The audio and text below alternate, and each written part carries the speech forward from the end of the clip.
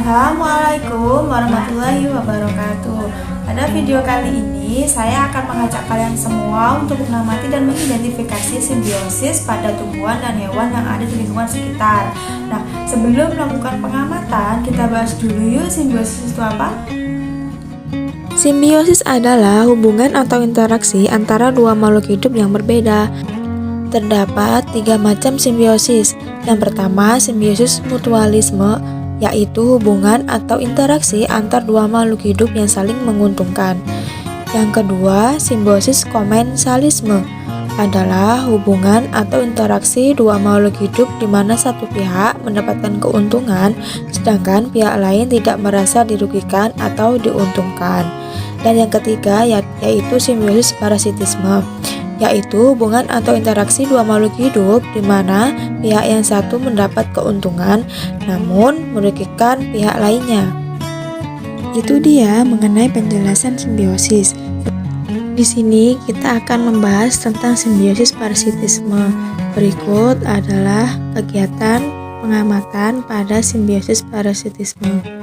Berikut langkah kerja yang akan kita lakukan. Langkah kerja yang pertama yaitu amatilah lingkungan yang berada di sekitar kalian. Yang kedua, temukan minimal 5 hubungan yang terjadi pada hewan dan tumbuhan.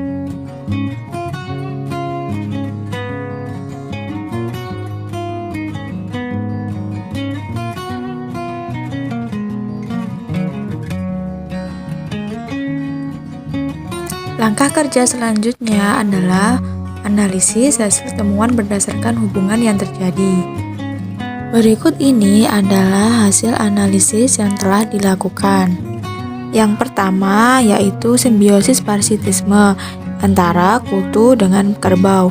Kutu di sini berperan sebagai parasitisme yang mengambil nutrisi dan menggigit kulit kerbau sehingga mengakibatkan kerbau gatal dan merasa tidak nyaman.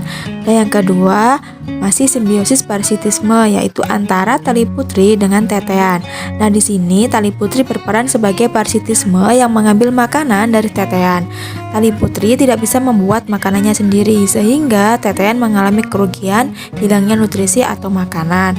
Nah, yang ketiga masih simbiosis parasitisme yaitu antara ulat dengan tanaman.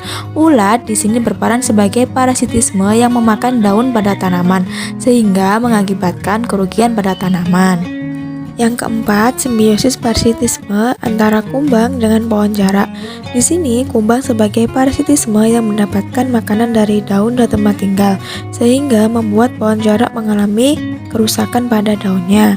Dan yang kelima, simbiosis parasitisme antara jagung dengan belalang. Nah, di sini belalang sebagai parasitisme yang mendapatkan makanan dari daun dan tempat tinggal, sedangkan jagung mengalami kerusakan pada daunnya dan mengakibatkan kematian. Langkah kerja selanjutnya menuliskan hasil analisis pada lembar data pengamatan. Berikut ini adalah tabel pengamatan yang telah diisi sesuai dengan hasil analisis. Berdasarkan data pengamatan tersebut, dapat disimpulkan bahwa makhluk hidup, baik hewan maupun tumbuhan, memiliki hubungan dan saling ketergantungan antara satu dengan yang lainnya. Hubungan yang terjalin antara hewan dan tumbuhan ada yang saling menguntungkan dan ada pula yang saling merugikan. Itu dia kegiatan praktikum mengenai simbiosis. Semoga video ini dapat bermanfaat dan terima kasih yang sudah menonton. Wassalamualaikum warahmatullahi wabarakatuh.